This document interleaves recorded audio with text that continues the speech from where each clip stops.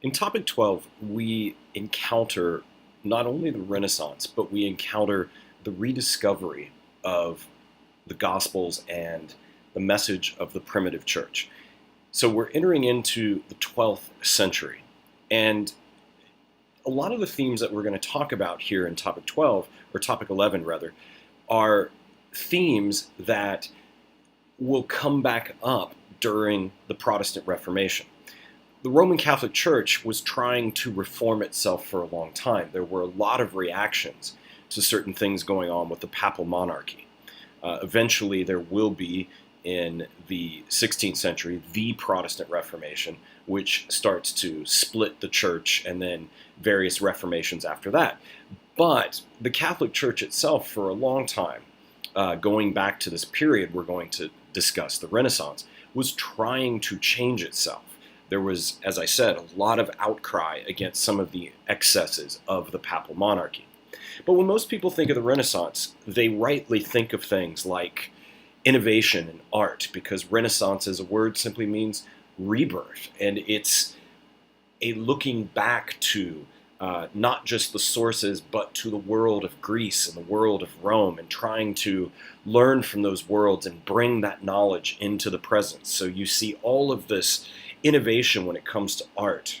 You see innovation when it comes to building projects. Some of the great cathedrals in the world today, and the stained glass windows and the Gothic architecture, all come out of this period known as the Renaissance.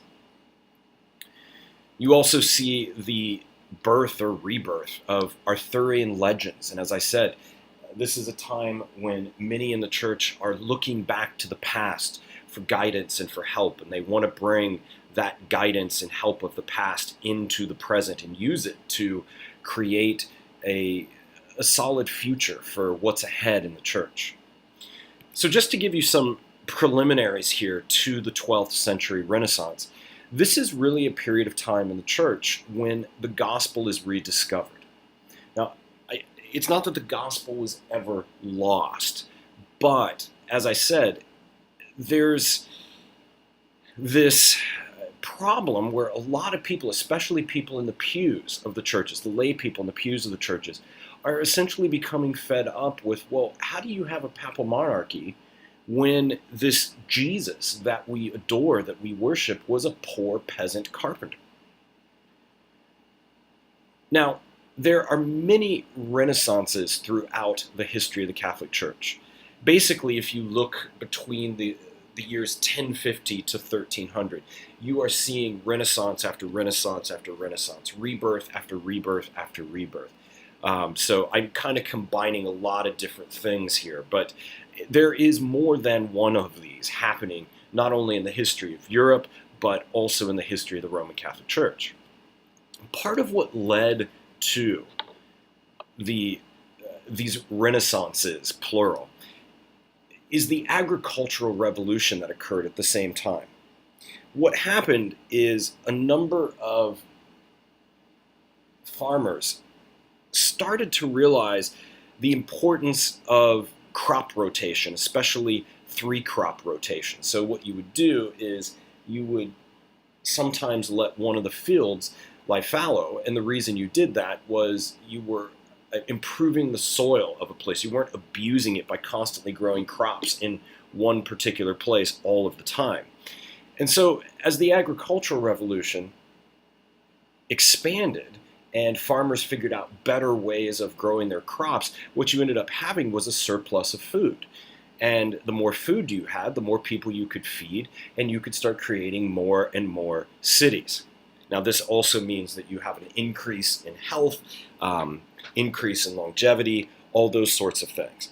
And there's this connection between the art and architecture and literature in this period, and the fact that the agricultural revolution is also going on, because when people are healthier, they can worry about other things. If they have enough food, if their needs are being met, they can do things like work on buildings, think about art, create art, etc. So as I said, The term Renaissance means rebirth, or maybe even better, rediscovery. It's kind of this rediscovery of the sources. And what that usually means is rediscovering the works of the Greeks and the Romans, particularly their myths, their philosophy, language, etc. But the Renaissance coincides with the opening of the High Middle Ages. This is a very devout period of time, a very devout age, because what you're going to see on the church side is not a return to Greek and Roman philosophy.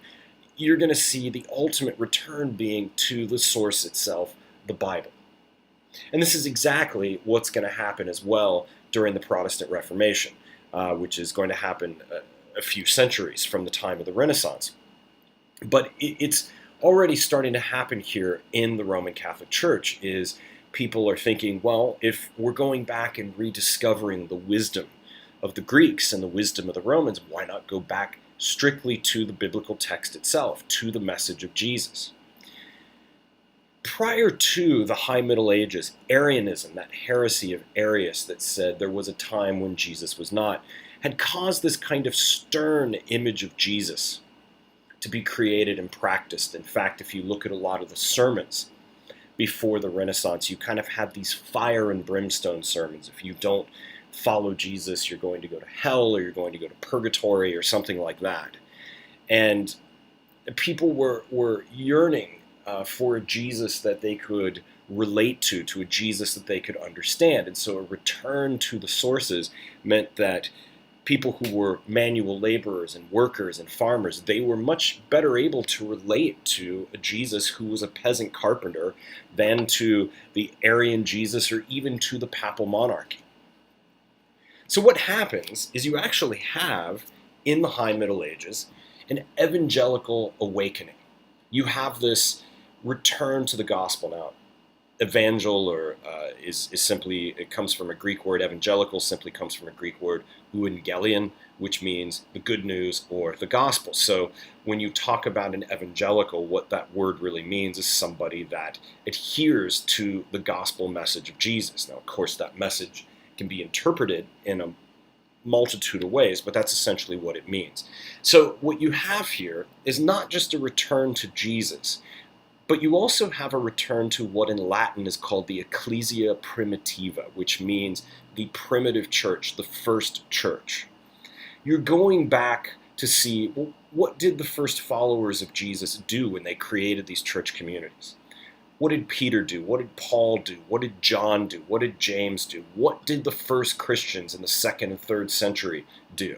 And you don't just look at the words of Jesus, you also look at the writings of the church fathers in the 2nd century and the 3rd century, the desert fathers, the desert mothers, etc.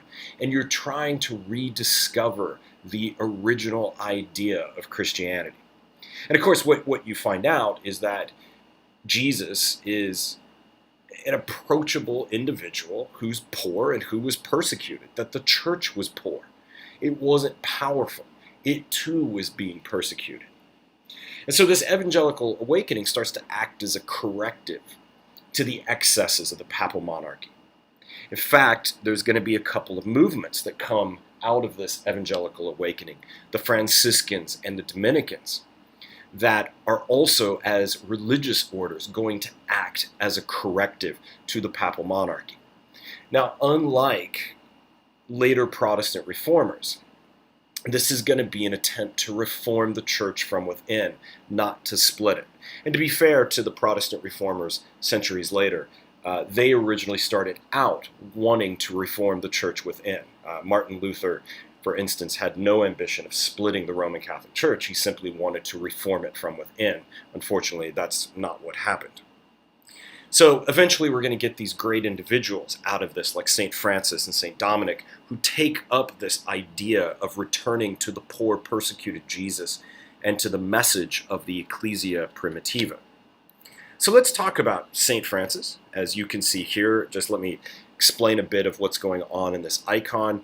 Here is poor St. Francis wearing his very simple brown robe, probably made out of some type of burlap sack. And you can see in this icon that what he's doing is he's holding up a building that's starting to collapse. And the image here is it's Saint Francis, and it's this return to the gospel of the poor that is allowing Francis to keep the papal monarchy, the Roman Catholic Church, from completely collapsing and falling down.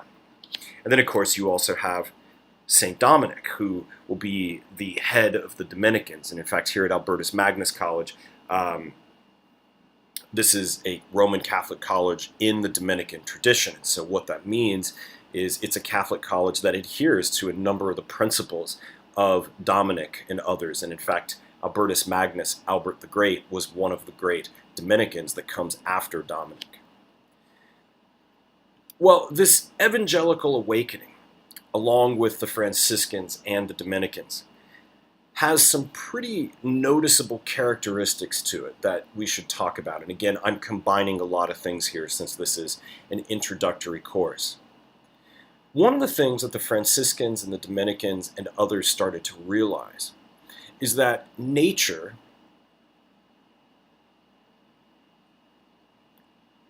and humanity, that there needs to be this harmony, there needs to be this balance between nature and humanity. That nature is not the problem, and human beings shouldn't necessarily fear nature, that nature sustains humanity and humanity sustains nature. The other thing that comes out of this evangelical awakening is this belief that humankind, humanity, is on an inward spiritual journey, is on a pilgrimage, and that we all can take on this inward spiritual pilgrimage. What starts to happen in this both-and perspective, where nature and humanity work together instead of against one another, is a lot of emphasis is put on the fact that all human beings are created in what's called the imago Dei, which means the image of God, which means that each individual, no matter who they are, king, queen, peasant, all have an equality and a dignity because they're all made in God's image. So in many respects, the evangelical awakening is also trying to bring equality to society during the 12th century and bring equality to the church. This, of course, is going to be problematic for some individuals, especially if you're a bishop or a pope or a governor, because you've thought of yourself so long as being above other people. But with the evangelical awakening, this is starting to change. And in fact, the image of God is also linked with God as a maker, God as a worker, God as a doer. A lot of your average, ordinary, everyday Roman Catholics in this period belong to guilds because they're workers. They belong to blacksmith guilds or things like that. They're tradesmen working with steel or textiles or whatever. This is also why you start to see such an emphasis placed on work in Roman Catholic theology, which continues down to this day. The logic here is fairly simple. God creates the world, which means God works. There must be something sacred about work because God does work. Jesus is a carpenter. There must be something sacred about manual laborer, being a manual laborer, because Jesus himself was a manual laborer. And so people start to think of work in a sacred sense, and that the need for work is something that gives dignity to human beings. And we'll talk about this later with modern Catholicism, because in the late 19th century, Pope Leo XIII, in a Catholic social encyclical, pretty much makes this official by saying that work is what gives dignity to a human being. And this is why there needs to be enough jobs for human beings in the world that sustain them and their families. Well, in the Renaissance, this is why you start getting cathedrals being built, because the building of cathedrals is seen as participating in this work of the Imago Dei and working like God, being a doer, being a maker of things. And these cathedrals, by the way, sometimes people look at these cathedrals and think, wow, a lot of money went into these cathedrals, and they did. And couldn't the money have been used for other things? But a lot of what's going on here in the 12th century is these cathedrals are thought of as microcosms of God's universe. It's this idea that when you enter these beautiful cathedrals, you're getting a glimpse of heaven. In fact, those stained glass windows are there for a reason because, again, a lot of people can't read. So they can't read the Bible for themselves. They can't understand the message of Jesus. And so what they do is they learn about Jesus through the stories on the stained glass windows. And those stories are part of God's universe. What also starts to happen here during the 12th century Renaissance is that there is a premium put on seeking out what in Latin is called veritas. In English, we would call it truth. And you do it by asking questions. This is a period of time in the church in which it's okay, as it should always be, to ask whatever you want to ask questions in order to come to the truth. In fact, later on, we're going to see individuals that said you can't come to the truth of God without first asking questions and doubting the truth. In fact, one of the great slogans of the Dominicans is veritas, that is, seek the truth. This goes back, of course, to Greek philosophers like Socrates, who said things, quoting the oracle at Delphi, know thyself. Part of the idea here is if you seek truth, that's the inward spiritual journey. If you're willing to take on that journey and find yourself and find truth, then in a sense, that's how you will find God. Now, this isn't meant to be an easy trek or an easy task. It's meant to be difficult. But this is essentially something we see coming out of the 12th century. And because of this, you start to see universities being built. Universities come out of this 12th century Renaissance in the church. And in the universities, you see that theme of both and coming up, which is always a part of Catholicism, or at least should be. You see faith being linked to reason, and reason being linked to faith.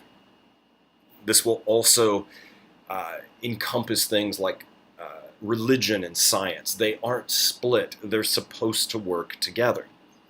And this is a period of time when the church will begin not to shun the world as it had been doing, but it will embrace it. And it will see the goodness of the world. It will look at the world now as God's creation. And if God created it, then it must be good. In other words, the church has no more contemptus mundi, which is Latin for contempt for the world. It no longer sees itself as separate, apart from the world, but as part of nature. And again, this goes back to that harmony and that balance that now exists between humanity and nature. Well, with all things, there are a lot of dangers to this, because what's going to start happening in the 12th century is there's going to be a noticeable split between the people sitting in the pews, the laity, and the clergy, the bishops, the priests, the deacons, even the pope. You do start to get some of this anti-clericalism in which many in the pews start to point out that you clerics are not as holy as you think you are. And there isn't that much difference, because we're all made in the image of God between you and us. With all these things, you get, as you always have, the zealots and the self-righteous who think that they are better than somebody else. This will occur certainly among the laity, even among the clergy. You will have formal preaching that the church says is fine and is mandated by the church, versus people that are just going out there and doing this exhortatory witnessing, preaching whatever they want, not under the auspices of the church. You will have the spirit of the law fighting the letter of the law.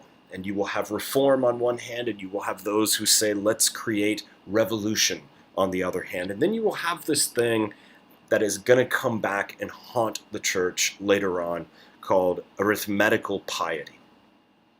What you start to see a lot in the Renaissance is people saying, well, if so-and-so over here prays the Our Father 12 times a day, I'm going to pray it 14.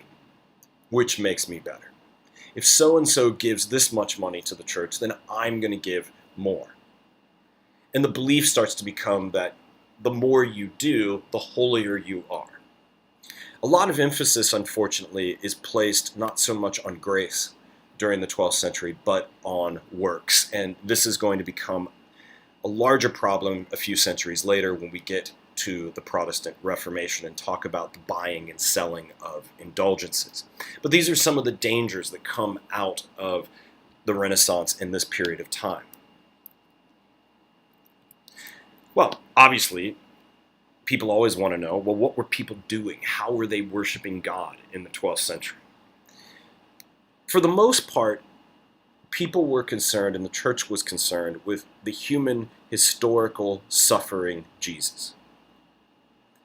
People could relate to that Jesus, a Jesus who cried or prayed out, cried out while he was praying in the Garden of Gethsemane, who from the cross said, God, why have you forsaken me? Asked that question. During the Mass, during the Eucharist, when people would drink the wine and eat the bread, once the bread had been sanctified by a priest and it becomes the body of Christ in Catholic tradition, what became popular in this period of the Middle Ages was to process the bread around, usually in some sort of religious symbol like a cross. This became known as the Corpus Christi processions, that is, the body of Christ processions. All of a sudden, you started to see the priests at Mass lifting up the bread, or lifting up what's called the host, when the bread, after prayers were said, turns into the actual body of Jesus. You start to see an emphasis put on what's called Easter duty and spiritual communion. In other words, Easter duty is one of those things that this is a day of obligation. You must fulfill this, and as a good Catholic, be at Mass during the Easter season. And you also start to see a lot of art that reflects imitatio Christi, the imitation of Christ, and vita Christi, the life of Christ. And if you can't read, that's fine. You simply look at stained glass windows, images, statues, etc., to understand what was Jesus teaching, what was he doing, how was he living his life, and then you do your best to imitate it. In fact, you start to get very famous books during this period. One by Thomas à Kempis called The Imitation of Christ, which is meant to teach you how to live out a life that imitates the life of Jesus. And it's in this period where St. Francis creates the Nativity. And again, this is a period of time when the visual is so important. Well, you also get a kind of renewed emphasis or a rediscovery of the importance of Mary. Suddenly, Mary takes on universal appeal in the church. She's relatable too. Why is she relatable? Well, because of her what's called pietà, her piety, but people start to realize, well, wait a minute. Here's a mother who lost her son. She understands tragedy. She's a compassionate person. She's a loving person. In fact, there's a great deal of emphasis placed on the Catholic tradition now that, just like her son, Mary didn't die, but she was assumed into heaven. Saturdays, this is why you can go to a Saturday Mass now, Saturday evening Mass at 4:30 or 5, and that fulfills your Sunday obligation. Saturdays become a vigil for the Mother of Mary. And so it's during this period that a lot of people reason, well, wait a minute. If I'm afraid to approach Jesus because I've had this stern image of Jesus, or if I'm afraid to approach God because I see God as a judge and as a king, well, maybe I can go to Jesus' mom and talk to her. If I'm afraid of the stern father figure, can I go to the more compassionate mother figure? And so this is where you start to see an increase in devotion to Mary. It's also in the 12th century that we find the creation of confraternities that are trying to live out the vita apostolica, the apostolic life. Probably the best way to think of confraternities is to think of these as modern unions or guilds. A lot of individuals trying to live out the apostolic life will join, for instance, the Guild of St. Joseph. This is kind of a religious Rotary club. You could even see it as a bit of a precursor to something like the Knights of Columbus. So if you're a layperson and you're a carpenter, back in the Middle Ages, St. Joseph is the patron saint of carpenters, so you might join a group of other carpenters called the Guild of St. Joseph. And there you would take care of one another, you would help one another. The idea would be that if you died, uh, the other members of the guild would take care of the other family members you left behind. This is also the world in which death is prominent. Even though there's the agricultural revolution and people are living longer, this is a world before penicillin. People are still focused on the end of things, the apocalyptic message, the judgment, and part of that becomes very, very clear during the time of the Black Death, when so much of Europe falls victim to this plague and dies. So there becomes this emphasis in the thinking of the Roman Catholic Church and among Christians in the Renaissance, focused on the ars morendi bene, the art of dying well. It's not just living well that's important. It's dying well that's important. How do you have a good death? The trick to this is very simple. If you live well, if you imitate the life of Christ, then you will die well. Death is certainly much more of a reality in the 12th century than it is for us here in the 21st century. Finally, there are the saints that become important during the Renaissance. Catholicism has a lot of saints. People often pray to them. If you're a carpenter, you pray to St. Joseph, for instance. If you've lost something, you might pray to St. Jude, who's the patron saint of lost causes, or something like that. But the saints become models for how everyday average Catholics can live well. You look to the Franciscans, you look to the Dominicans, you look to St. Francis, to St. Dominic, to St. Benedict, and you do your best to imitate these human beings because you assume they were living out the life of Christ. And again, people started to put such an emphasis on the saints because if they felt Jesus and God were unapproachable, then they could go to a St. Francis or a St. Dominic and ask them to pray on their behalf to Jesus. Well, this will mean that relics become very important in the 12th century. Finding the bones of a particular saint, or going to a church or a shrine that houses the bones of a particular saint.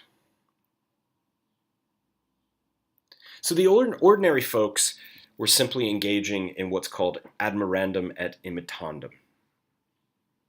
They admired the lives, I should say, of the saints, and they tried their best to imitate those lives. This may be by joining a guild, it may be by showing devotion to Mary, but they were doing their best to live out what they saw other saints doing, or what they heard these saints were doing. And believe it or not, there were an increasingly large number of female saints that came about in the Renaissance. But as I said, all of this, remember, is a critique of a church that's become too powerful and too worldly. And there isn't just one Renaissance, there's several of them. And what they are trying ultimately to do is reform the church from within.